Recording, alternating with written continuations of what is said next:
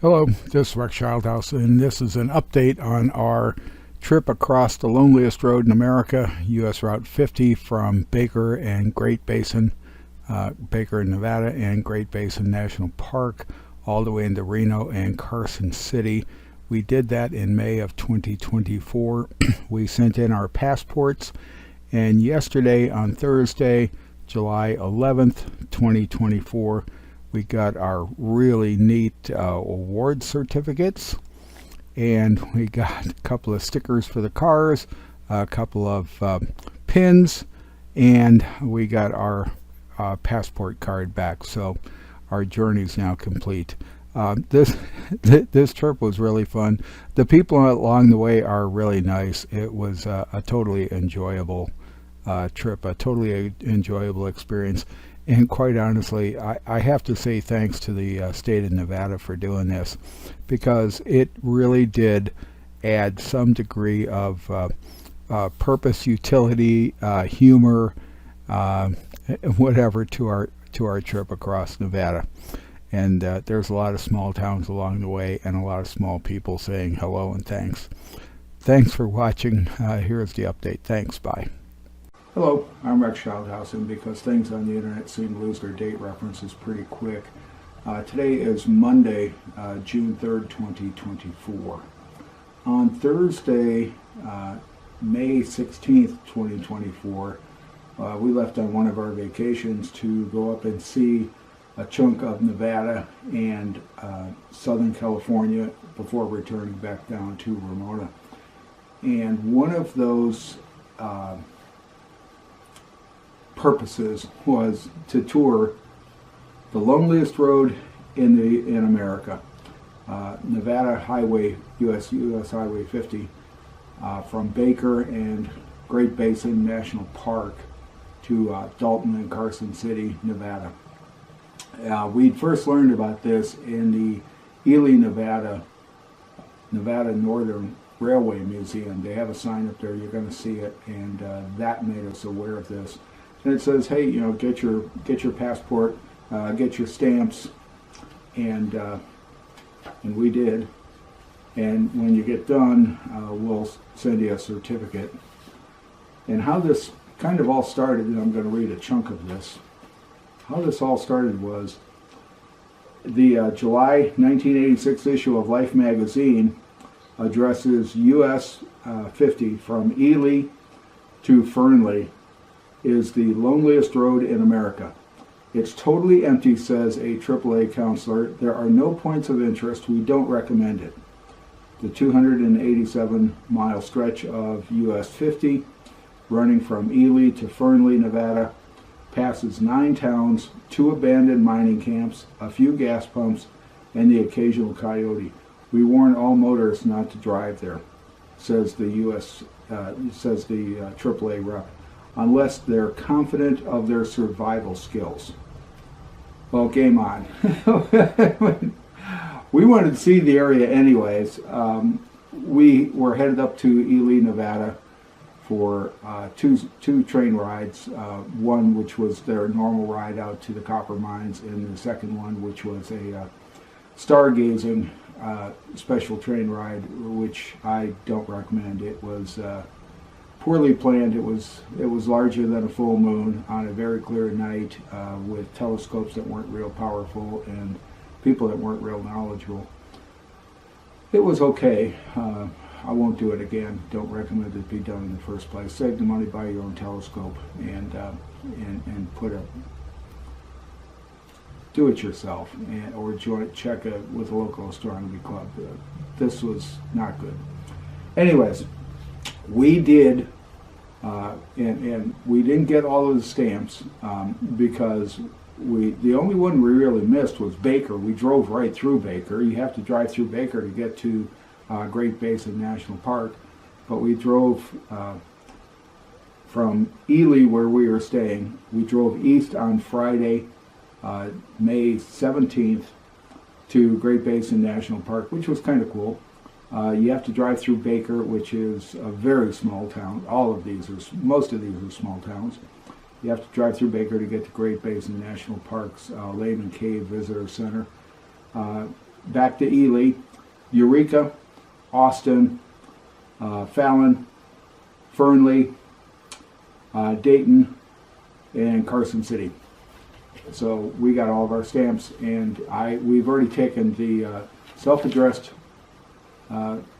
business, no postage required postcard, and we're sending it in. And I will tell you that the stores, museums, places of interest that we stopped to have these stamps, all very friendly about this. And you're not going to be the only one. If you're doing this, you're not going to be the only one. We were in one of these little towns. I'm going to make up one of them to just put a name to it. We were in Austin, and I'm just making an assumption it was Austin. And this was not uncommon. We were in Austin, Nevada, which is absolutely nowhere. It's a very small town on the US Route 50. And I'm standing there with my passport, and I look around, and there's 4 or 5 other people in line, and half of them had passports out. And I asked the guy, I said, do you stamp passports, correct? Oh yeah, not a problem. Took it and stamped it in all the various places, because you stamp it on the route, you stamp it on the page and whatever, and hand it back to me. Hey, thanks for doing it. And he thanks me for doing it.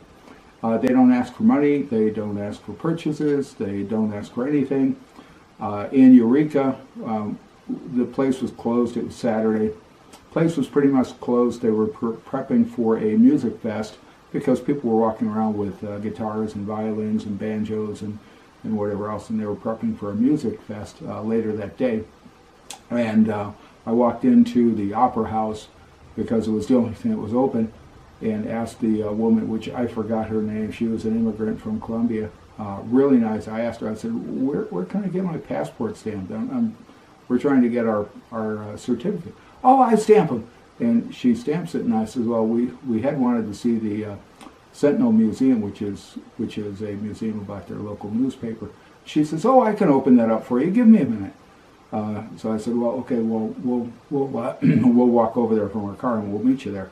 And for about an hour and a half, 2 hours, she walked us through the museum, telling us about the museum and the area and whatever else. Really cool visit. Really friendly town. So we had a lot of fun with this. If you're going to do it, I recommend you log on to their homepage, which I'll give you in the video. Log on to their homepage, get the passport. It's free. Everything on this is free. The other thing is, their homepage tells you a lot of things to see and do while you're in Nevada. And when we plan these vacations, I do a lot of research. And I'm having trouble finding these places.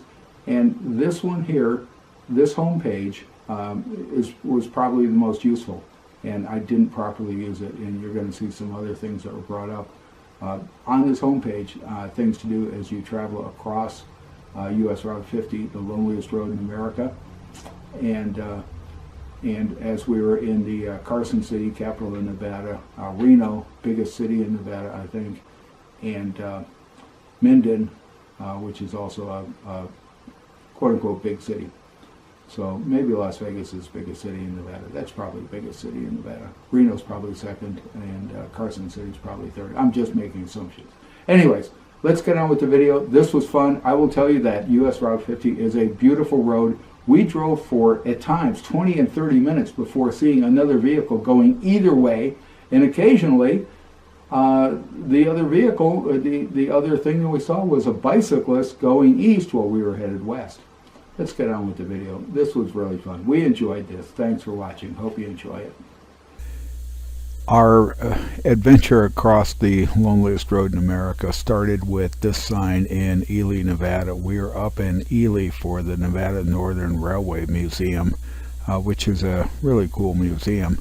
And this sign is right next to the terminal. So I kind of got curious, and I contacted them after reading it, and they sent us their kit, their passport kit, and we're scrolling through it. It's got all sorts of maps. Ours is already stamped. I don't have it quote-unquote unstamped, and we did the a stamp for every place in it. We went through Baker. We went from Baker to Dalton, and had a lot of fun with it. This is the URL for their homepage, and if you log into it, there's a lot of information there. It is really informative. If you're going to tour Nevada, if you're going to drive the US 50, highly recommend you go over there and spend some time, because there's a lot of information over there that's really accessible. There's quite a few individuals that are participating in this program, and we interacted with numerous of them, and extremely friendly. Really was. One of the pamphlets that they gave us was really helpful in setting this whole thing up and showing us where we're going to go. The only one that kind of kicked me is Fernley. Fernley seems to be a little bit off the track, but we still went up there, and we completed that particular run. So we drove from Great Basin National Park. To get there, you have to drive through Baker. Baker's just a little bit south of the US 50.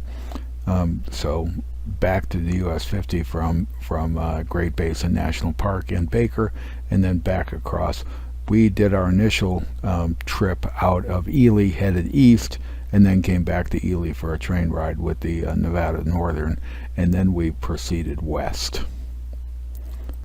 There's two, I'm going to call them visitor centers for the Great Basin National Park that we found. One is for the Lehman Caves, which I highly recommend you get reservations for. I understand they're free. I'm not sure. We couldn't get them. They were closed up by the time we checked. Anyways, that visitor center is really nice and really complete, and they're talking about a whole lot of things, and it's kind of interesting. It's a huge set of caves. This is a view from the Lehman Caves Visitor Center, looking out over the Great Basin. Majestic views. We walked through the area. This cabin was used kind of like a motel. I think it said the woman charged $1 a night for travelers coming through with their families. And on the trails, there's a lot of these whatever you want to call them, guides to tell you what you're looking at off in the far distance. Don't know if this is the same mountain, but it was an absolutely beautiful mountain. There is a lot of signage as you're walking the trails, and markers telling you how far you've gone, so you can control it. Highly recommend you take a first aid kit and fluids with you on the walks, maybe snacks. This purple flower Joyce really likes, so I took a picture of it. Joyce wanted to see wildlife. The whole time we were on the trails, we were looking for bears, elk, deer, whatever else. We didn't even see a squirrel until we were coming back towards the visitor center, and about 100 yards away from the visitor center, this about 2.5–3 foot rattlesnake was crossing the path, and he was really irked. He was rattling up a storm, and we almost walked on top of him without seeing him, and Joyce saw her wildlife. This is one of the signs outside the visitor center for the Great Basin National Park. I guess it's the formal visitor center. The other visitor center, the one we started at, was for the caves, I guess, as I assume it. Really interesting. We walked inside. We spent a while there, and quite a few really nice displays about how life came about there, what the settlers of various times, Native Americans and the European type settlers, had to do to the area and how it was settled. And we had been to where the Golden Spike was, which is another historic park, and they've got this forgotten Winchester. Somebody had put a Winchester up against a tree, and it was found many years later still sitting there. Kind of interesting. Before we leave the Great Basin National Park, we drove some of the trails associated with the park, as well as walking some of them. We probably spent 6 hours, maybe 5–6 hours in the park, and this particular Osceola Ditch Trail, we drove up. I think we were At this point, it says elevation 7,750 feet is the top. We were above 9,000 feet on several of these trails. It's great to have cars now with the mass air sensors and things like that rather than carbureted. The car really performed well, and there was still snow up there, and we are talking May 17th, 2024. When we left the Lehman Caves Visitor Center, you have to drive back to Baker, Nevada, which is a very small town, and then go north to the, I guess, the formal Great Basin National Park Visitor Center.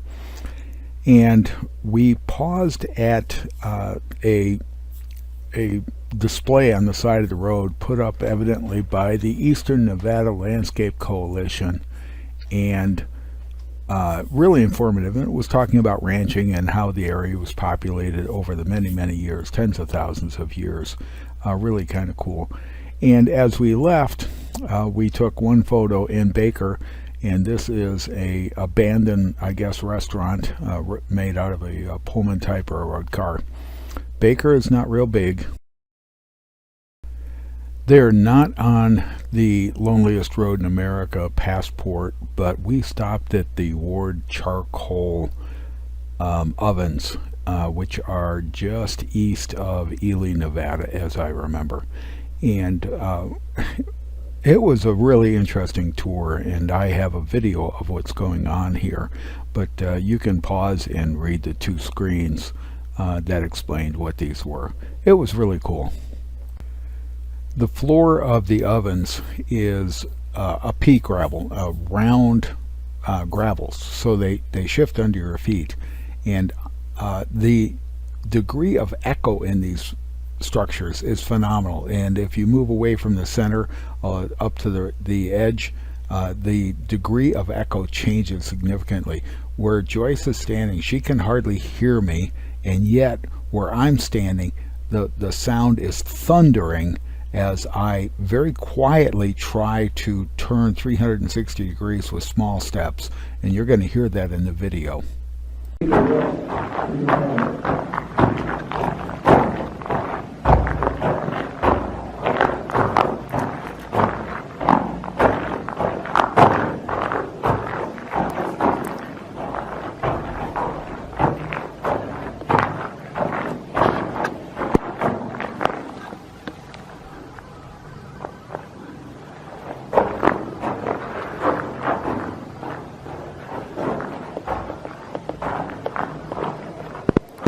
Even though it's on the loneliest road in America passport, we're not going to spend a whole lot of time showing you Ely, Nevada. It's a fairly good-sized town. It is also the most isolated, incorporated city in the United States of America.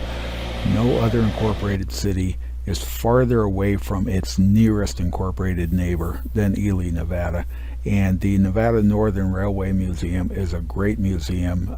We rode behind the steamer this time. They finally had it running, and then we did the stargazing train later that night. And with the stargazing train, because it was just past a full moon, it was actually a bit of a disappointment. We're traveling west from Ely, Nevada towards Dalton. It's going to take us 2 days to get there because we've got stops along the way. And one of the things that absolutely impressed us is this is a lot of 2-lane, sometimes 4-lane highway through absolutely desolate, unoccupied land. And you appreciate why they call it the loneliest highway in the USA. You go for, we would go for half an hour before we'd get a car to pass us. Our first stop after leaving Ely, Nevada is Eureka, and at Eureka we showed up on a Saturday and traveling west, and the town was pretty much closed. Not a real big town, nice town. And I went over to the Opera House, found a woman sitting at the desk, and if everything seemed to be locked up, and asked her if she knew where I could get my passport stamped, and she said, "Oh, I can do that." And extremely friendly, and I apologize because I forgot her name. She was from Colombia, South America, and I commented that we had wanted to see the Sentinel Museum, and she said, "Oh, I can open that up for you and give you a tour." So we went over and did see the Sentinel Museum. It was an absolute fantastic visit. We're probably in Eureka, California, or Eureka, Nevada, for probably 2.5 hours because she was such a courteous guide. Really appreciated the tour, and it was a super museum about the newspaper and the town. Our next passport stamp was Austin, Nevada, and for some reason we didn't even get a photo of it. Extremely small town, and as I recall, it was on a S-curve coming down the back of a slope. But these are just pictures, random pictures of more of the loneliest road in America, US Route 50, as we headed west from Ely to Dalton, actually from Ely to Naval Air Station, Fallon, Nevada on Saturday, May 17, 2024. Our next stop on US Route 50, the loneliest road in the US, in America, was Fallon, Nevada, and we did 2 different museums in Fallon. The first one was the Churchill County Museum, which was really, really cool. And among other things, the Lincoln Highway is just south of Chicago. Driven on it many, many times. We found the Lincoln Highway in numerous areas, including out by the Great Basin. It's well identified. So the Churchill County Museum was a place that we had to pay admission to, or recommended that we pay admission to, contribution, however you want to phrase it. Really, really interesting place. Covered a lot of information about the history of the area and the events that went down, and I'm not going to address them individually or whatever, but in the museum they had a lot of Native American lifestyles. How did the Native Americans survive in the area when the Europeans showed up? How did the Europeans modify the area for their survival, for their standard of living, for their way of life along the way? Bad guys, good guys were addressed off in one area, which was kind of cool. And they talked about the last hanging in the city or the county or the state of Nevada, which was kind of interesting. One of the things they reminded us of was don't forget to get into the annex in the back of the museum, behind the museum, which had a number of wagons, carts, carriages, fire trucks, whatever else. Really, really cool museum. Had really good signage. Really enjoyed the visit there. I think we spent about 3 hours going through this museum before we moved on. Super place to stop. Really, really enjoyed it. We spent Saturday night, May 18, 2024, at the Naval Air Station, Fallon, Nevada Navy Lodge, and we toured for a very specific purpose. We toured the aircraft that they had on display at Naval Air Station, Fallon, and when we got to our suite, which was 101, we found the McDonnell F4 Phantom II photo on our door, and all of the suites, we looked at several of them, all the suites had the same aircraft, same picture on it. And the squadron is 154, and it's USS Midway. I was assigned to the USS Midway for 5.5 years. I didn't find anything that correlated 154 to the Midway. It might have been. We toured the aircraft that were on display, and most of them had good signage, and I'm going to show you the picture of the aircraft and then the signage and follow it, so if you want to read about it you can stop it. I do have some issues with the signage, and one of those issues is going to be when you get to the F4, and I'm not going to try and sync the audio to the photos, but the F4 is the Phantom II, and that's because McDonnell earlier in life had a Phantom aircraft, and then McDonnell McDonnell and Douglas merged to become McDonnell Douglas, and they continued to produce the Phantom, but the Phantom is correctly a McDonnell aircraft. A lot of aircraft there, all put up on display. People ask, how can you afford to put military aircraft up on display? Aircraft have finite lifetimes. You can only fly them so long. They start rattling, they start breaking, they just become obsolete. They've been damaged, they've been overstressed. It's taking more man hours to keep it in the air than it's worth. So there's a number of factors. How do you get enemy aircraft? From defectors. You buy them on the open market. You acquire them when you take over a territory. So like right now, there's a number of Soviet aircraft, Russian built, and the Soviet bloc countries built aircraft, Poland, Lithuania, Ukraine, flying in the United States by private owners. The other thing you can do in a museum is you can paint one side of an aircraft, as they did with the F-86 Saberjet, in one paint scheme, and paint the other side as you so desire.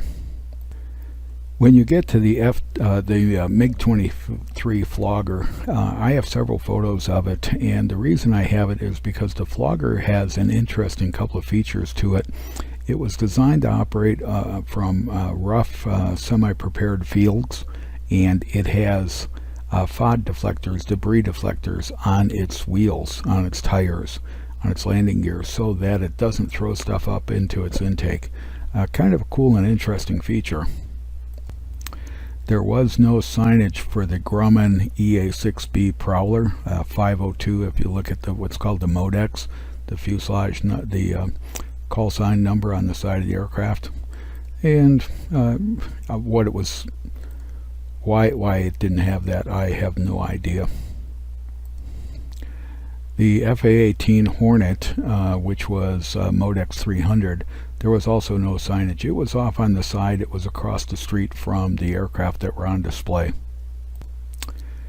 The UH-1 Iroquois, the Army's tradition is to name helicopters after Indian tribes, and they don't exactly do that to all their aircraft.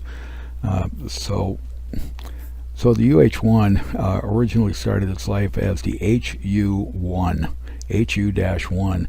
Well, you have HUI, which is, if you pronounce it, it's Huey, and that's how the aircraft acquired the Huey name. But the aircraft is actually Iroquois, and when McNamara changed how the U.S. military Department of Defense aircraft are numbered, it changed from HU-1 to UH-1, utility helicopter first mode, first one.